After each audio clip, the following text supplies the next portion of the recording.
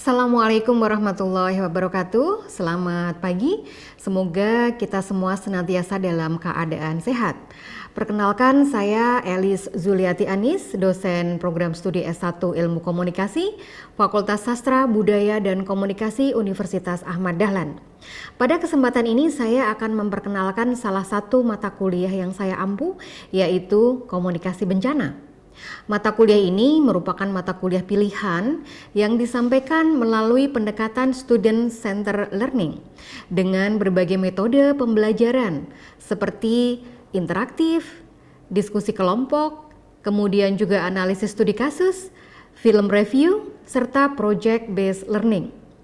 Video ini dibuat sebagai bagian dari pemenuhan portfolio pernyataan diri dosen dalam unjuk kerja Tridharma Perguruan Tinggi atau PDD UKT-PT, khususnya pada bidang pengajaran.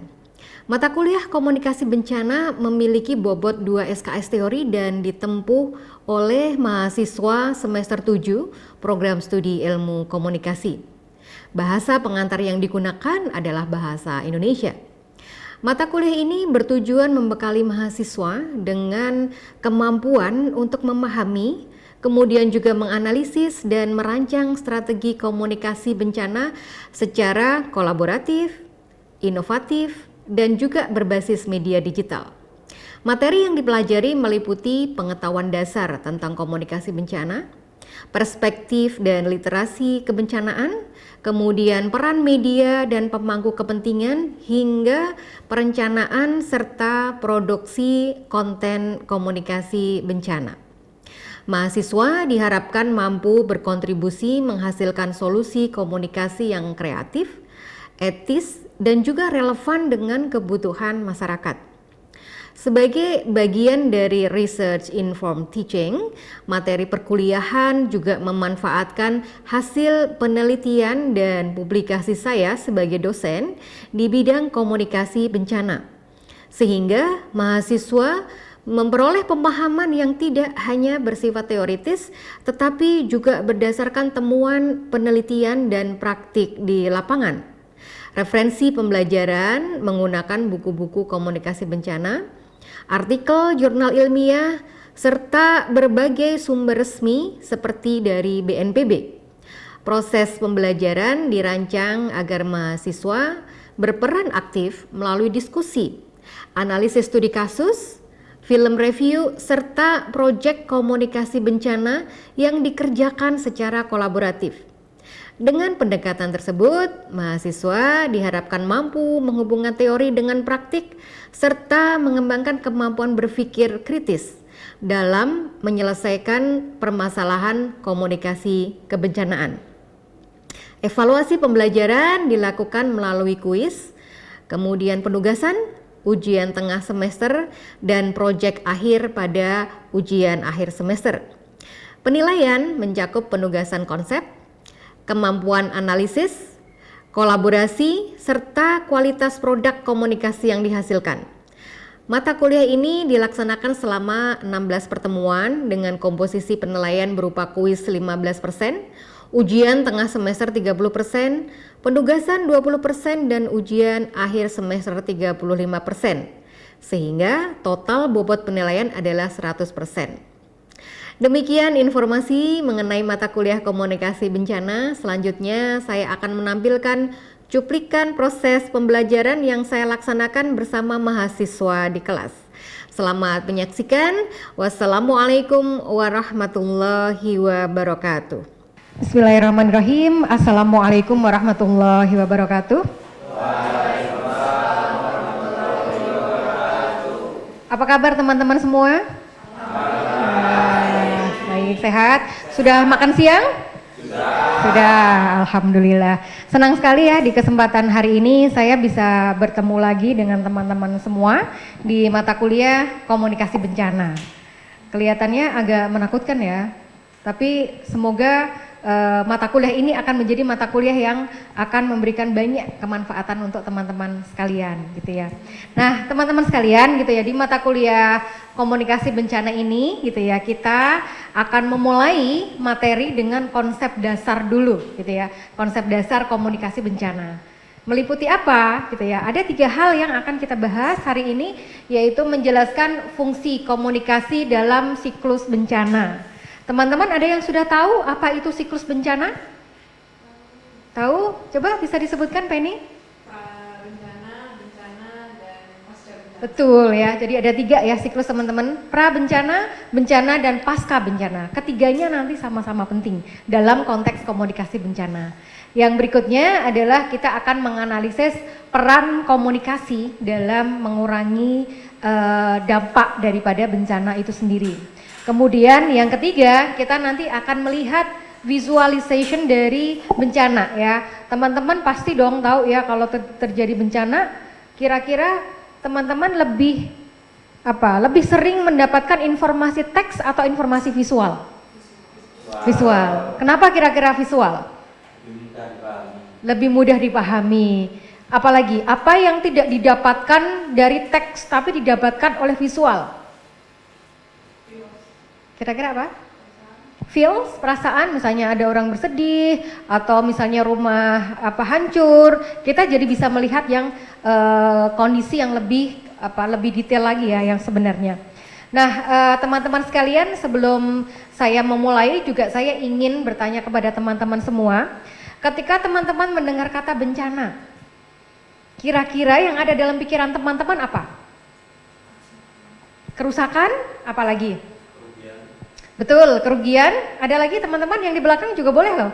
Silahkan, kira-kira apa yang ada dalam pikiran kita? Kesedihan, betul, kesedihan. Ada lagi? Kehancuran. Ada lagi? Bantuan sosial, betul ya.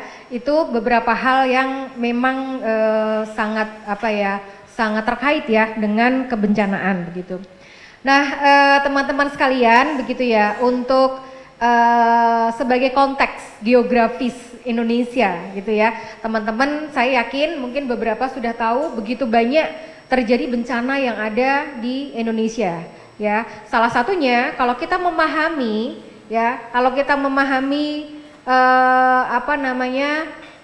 geografis bahwa Indonesia itu terletak dalam Ring of Fire.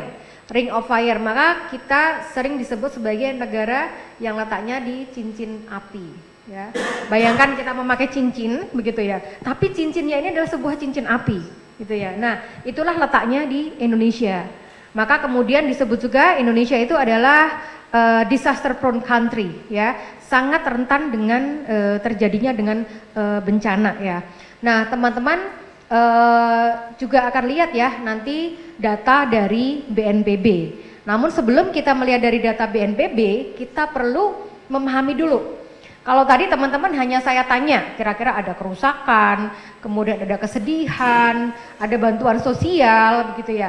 Di Indonesia gitu ya, kita ada Undang-Undang Nomor 24 tahun 2007 ya. Nah, itu menjelaskan tentang apa itu bencana. Nah, teman-teman bisa lihat bahwa ternyata bencana itu adalah peristiwa atau rangkaian peristiwa yang mengancam dan mengganggu kehidupan dan penghidupan masyarakat. Bisa disebabkan oleh faktor alam maupun faktor non alam ya. Nah, jadi tidak hanya kerusakan tapi juga menimbulkan menimbulkan rasa takut, bahkan kehilangan nyawa. Teman-teman bisa lihat di sini ada 3 macam jenis bencana. Yang pertama adalah bencana alam, yang kedua adalah bencana non alam, dan yang ketiga itu adalah bencana sosial ya. Bencana alam misalnya apa teman-teman? Tsunami, bagus. Apalagi? Gempa. Kalau di Jogja apa nih? Bencana alamnya apa kalau di Jogja? Gunung ya, Gunung Merapi, erupsi ya. Apalagi kira-kira? Ada lagi? Gempa, betul. Gempa di Jogja terjadi tahun berapa teman-teman? 2006, betul. Kemudian kalau tsunami Aceh? 2004 ya. Nah, kita juga ada yang dari Aceh ya. Jadi UAD ini miniatur Indonesia ya, dari berbagai wilayah ya. NTT juga ada ya, NTT juga ada. Kita dari berbagai wilayah. Nah, kemudian ada bencana non alam teman-teman ya. Bencana non alam itu misalnya ada wabah penyakit ya. Kemudian ada pencemaran lingkungan, ada gagal teknologi, dan ada juga kecelakaan industri. Nah, yang ketiga adalah bencana sosial. Bencana sosial ini biasanya diasosiasikan dengan konflik atau kerusuhan. Makanya kemudian namanya bencana sosial, karena juga itu kemudian menjadi masalah sosial ya. Nah, jadi ini yang didefinisikan oleh pemerintah Indonesia melalui Undang-Undang Nomor 24 Tahun 2007. Apakah ada definisi lain? Tentu banyak ya, tentu banyak teman-teman ya. Jadi teman-teman bisa nanti explore lebih banyak lagi tentang apa itu bencana ya. Nah, teman-teman akan lihat ya, tadi dari segi geografis kita sudah jelaskan ya betapa banyaknya gitu ya kita berada di ring of fire tadi itu, dan ini teman-teman bisa lihat data ini ya. Jadi ini adalah data di tahun 2023. Jumlah bencananya ada berapa teman-teman? 2.400. Teman-teman bisa membayangkan nggak, bencana kok lebih dari 5.000 gitu. Kita melihat satu bencana aja udah ngerinya udah luar biasa ya. Apalagi ini bencananya lebih dari 5.000 ya. Nah, teman-teman di sini bisa melihat ya, ini adalah sebaran dari bencana. Kalau yang hijau seperti ini teman-teman, ini masih daerahnya masih aman ya. Ini masih aman. Tapi kalau sudah merah gitu ya atau orange, nah itu sudah sangat berbahaya. Kita juga bisa melihat di sini ya dampak kerusakannya seperti apa. Dampak bencananya ada 275 orang meninggal dunia ya. Kemudian di sini juga ada bencana yang paling paling banyak terjadi itu apa? Karhutla. Karhutla ada di mana teman-teman? Karhutla terjadi di Sumatera ya. Kebanyakan terjadi di Sumatera ya. Nah, oke, ini tahun 2023. Bagaimana tahun 2024 ya? Totalnya masih ada lebih dari 3.472 ya, dengan banjir yang paling besar. Kalau di tahun berikutnya itu adalah karhutla, yang sekarang adalah banjir. Jadi teman-teman juga bisa melihat dari data ini kita memperoleh tren jenis bencana yang ada di Indonesia seperti apa. Nah, kemudian ini di tahun 2025 ini masih di angka 4.700 ya teman-teman ya.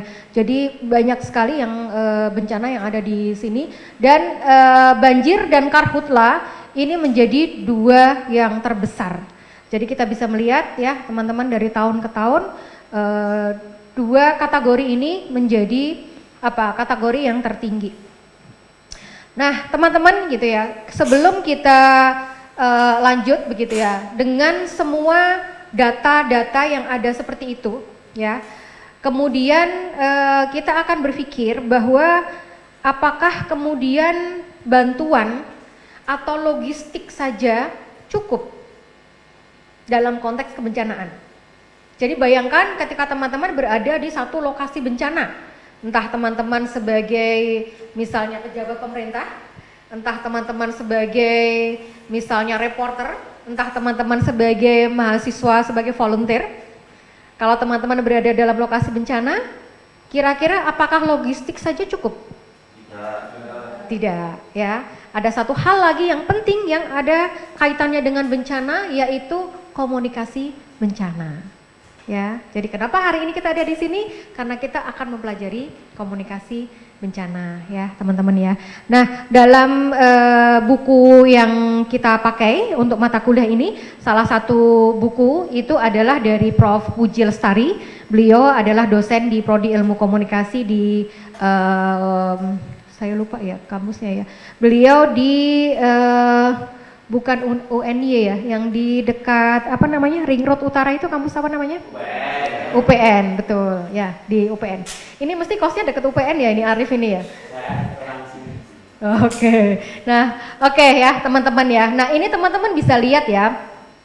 Menurut beliau, komunikasi bencana adalah proses penyampaian pesan-pesan yang berisi peringatan, tindakan, dan larangan oleh pihak yang berwenang kepada khalayak pada tahap sebelum, pada saat, dan setelah terjadi bencana ya. Jadi dari definisi ini ya, kita sudah bisa melihat kalau kita di Prodi Ilmu Komunikasi, kita selalu belajar apa itu komunikasi kan?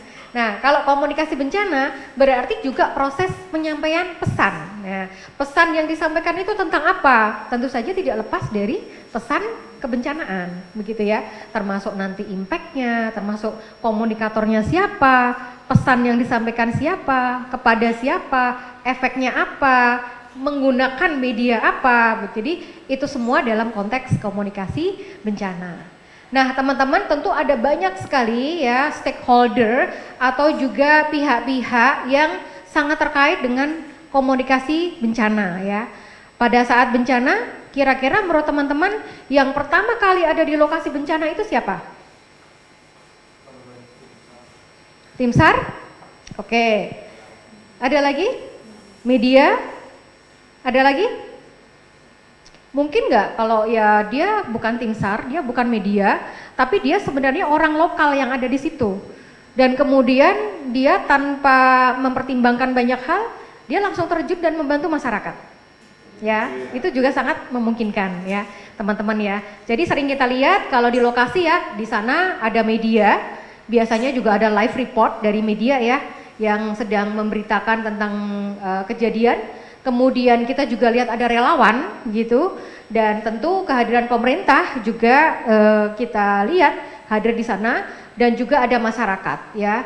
Nah akademisi biasanya mereka diminta untuk memberikan semacam pandangan tentang kenapa, apa yang terjadi gitu ya, dari hasil-hasil riset mereka. Nah seperti itu, jadi ini bisa di sini. Nah ini tujuan komunikasi bencana ya teman-teman ya. Nanti mungkin saya akan bertanya ya tentang kaitannya dengan ini. Ini di sini disebutkan tujuan komunikasi bencana itu adalah mengurangi resiko. Ini udah jelas ya, karena dengan informasi yang tepat waktu begitu ya, resiko itu bisa dikurangi. Nah ini menyelamatkan jiwa yang kedua. Kira-kira menurut teman-teman, kenapa komunikasi bencana itu bisa menyelamatkan jiwa? Kira-kira kenapa? Karena mendapatkan peringatan sebelumnya. Jadi kalau orang mendapatkan peringatan sebelumnya, kemudian dia akan berusaha untuk evakuasi diri. Ya, evakuasi diri. Jadi bencana yang mungkin hanya beberapa detik gitu ya, itu bisa dihindari ya, seperti itu. Nah betul sekali, kemudian ada membangun kepercayaan, kemudian ada mempercepat pemulihan. Kalau mempercepat pemulihan itu kaitannya dengan apa kira-kira teman-teman? Bantuan, betul, dengan bantuan yang datang ya. Jadi media juga memiliki peran untuk menyebarluaskan informasi tersebut begitu. Nah ini teman-teman ya, ini mengapa komunikasi bencana itu penting begitu ya. Ada karena ketika bencana terjadi itu kan kondisinya ini ya, penuh dengan ketidakpastian. Ada nggak teman-teman di sini yang pernah mengalami bencana? Bencana apa? Gempa di mana Mas Ari? Di Jogja, betul ya. Itu 2000 berapa? 2004. Saat itu usia berapa? Satu tahun. Jadi masih ingat ya kejadian 1 tahun ya. Wah luar biasa ya. Oke, ada lagi teman-teman yang pernah mengalami? Oke, dari mana Mas? Saya Lampung. Lampung. Banjir Bu. Banjir, gimana kondisinya waktu itu Mas? Parah ya? Gitu. Separah apa Mas? Masuk rumah sampai sepaha. Sepaha. Oke. Ada kerusakan-kerusakan yang terjadi begitu? Paling pohon dong jatuh-jatuh. Oke, nah itu juga membuktikan ya banjir pun sampai Lampung gitu ya, tidak cuma Jakarta ya, Lampung pun kena juga banjirnya gitu ya. Oke, ya teman-teman sekalian juga tentu saja panik. Dan di era AI ini gitu ya, yang sekarang terjadi itu adalah hoax. Hoax berbasis AI pun banyak disebarkan ya. Jadi misalnya kemarin kejadiannya di Aceh, tapi hoax yang terjadi itu adalah video yang sebenarnya dari banjir di Bandung, kemudian didesain ulang, di generate lagi dengan AI dan akhirnya disebarluaskan. Dan tujuannya hanya satu gitu ya, untuk mendapatkan viralitas gitu ya, clickbait, kira-kira seperti itu teman-teman ya. Nah kemudian apa sih sebenarnya peran komunikasi ketika kita melihat ya ada hal seperti ini, kita membutuhkan komunikasi ya. Jadi pertama kita dengan komunikasi bencana itu memberikan informasi yang akurat ya, informasi yang akurat. Kemudian mengurangi kepanikan, mendukung koordinasi, membangun kepercayaan dan membantu pengambilan keputusan ya. Nah teman-teman sekalian, ini adalah ada beberapa perspektif ya dalam komunikasi bencana.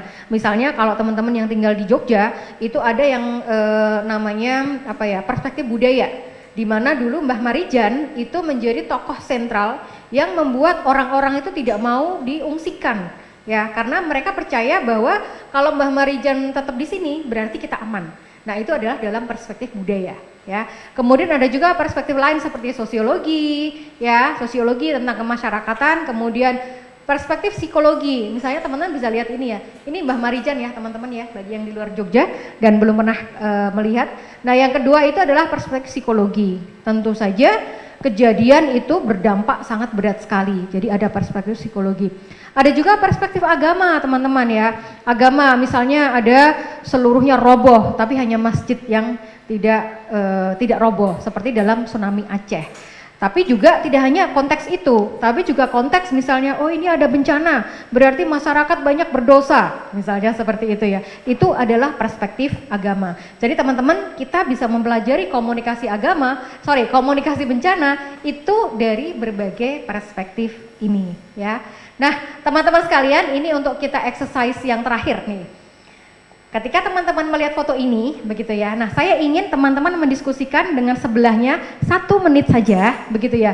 Kira-kira gitu ya, ketika Anda ditugaskan oleh BNPB ke lokasi bencana ya, amati foto berikut kemudian diskusikan ya. Jadi misalnya informasi apa yang didapat dari foto ini, informasi apa yang belum dipastikan hanya dari foto ini, informasi apa yang harus disampaikan ke masyarakat, dan bagaimana membuat caption. Teman-teman gak harus semuanya ya, boleh memilih salah satu saja ya. Silahkan, mungkin teman-teman bisa ya, waktunya 1 menit, silahkan didiskusikan ya. Silahkan, boleh dilihat ya. Ya, seperti itu.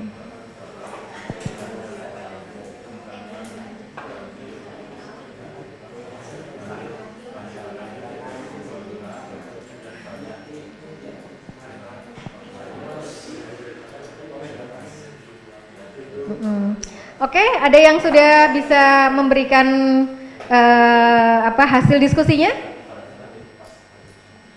Ya, mungkin kelompok sini bisa memberikan tanggapannya terhadap foto ini? Ya, boleh. Itu tentang korban. Jadi belum dipastikan ada korban jiwa atau enggak. Ya. Korban itu berapa jumlahnya? Betul. Ya. Oke, good. Ada lagi? Oke, kelompok sini dulu baru kelompok sini. Silakan. Informasi yang didapat ini bencananya karena banyaknya penebangan pohon. Oke. Banjir. Ya, oke, banjir. Oke, good. Kelompok sini silakan. Mbak Kinan. Nomor 1.